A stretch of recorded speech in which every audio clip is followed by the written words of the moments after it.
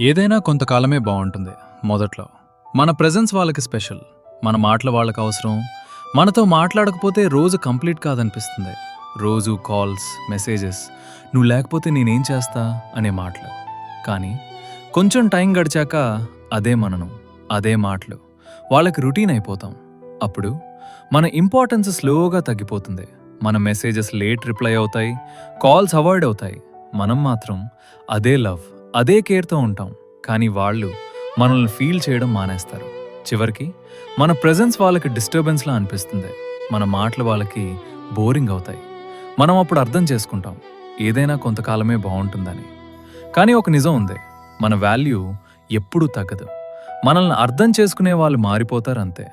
కాబట్టి ఎవరైనా నిన్ను ఇగ్నోర్ చేస్తే నీ విలువ తగ్గిందని కాదు, వాళ్ళు నిన్ను డిజర్వ్ చేయలేకపోయారు అని అర్థం. నీ వాల్యూని ఎప్పుడూ ఎవరి బిహేవియర్